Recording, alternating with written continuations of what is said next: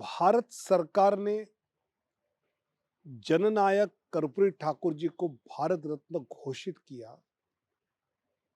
प्रधानमंत्री नरेंद्र मोदी जी का इसके लिए बहुत बहुत धन्यवाद।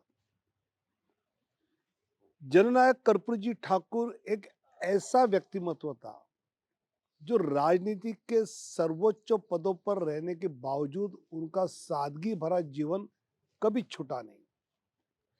मतलब मुझे याद है कि उनके कार्यकाल में राजनीतिक नेताओं के लिए एक कॉलोनी बनी, लेकिन उन्होंने मुख्यमंत्री होते हुए खुद के लिए वहां मकान नहीं लिया। वो मुख्यमंत्री होते हुए निजी बातों के लिए खुद के जेब से पैसा खर्च करते थे, बिटिया की शादी हो या और कुछ हो। 77 में जब जनता पार्टी का राज आया, लोकनायक जयप्रकाश जी के नेतृत्व में संघर्ष बड़ा पूरे देश में चला और लोकनायक जयप्रकाश नारायण जी के जन्मदिन पर देश के नेता जब उनको मिलने पटना आए तो उस समय के मुख्यमंत्री कर्पूरी ठाकुर जी भी उनको मिलने गए थे। उनका कुर्ता फटा हुआ था। ऐसा सादगी जीवन। और चंद्रशेखर जी ने मजाक में लोगों को कहा, भाई इनको डोनेशन दीजिए, और जो डोनेशन लोगों ने जमा किया वो उन्होंने सीएम फंड में डाल दिया।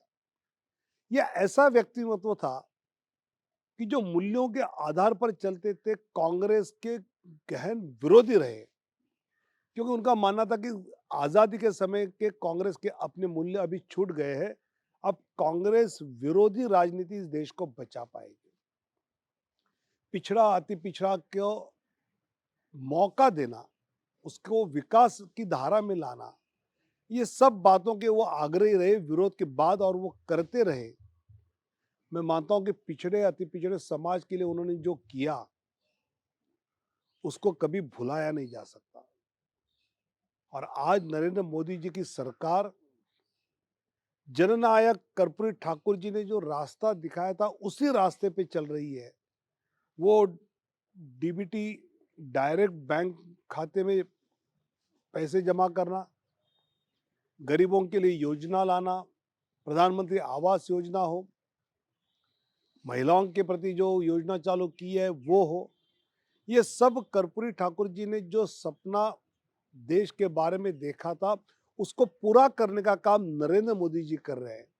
और इसलिए मुझे लगता है कि जननायक कर्पूरी जी ठाकुर के जन्म शताब्दी पर उनको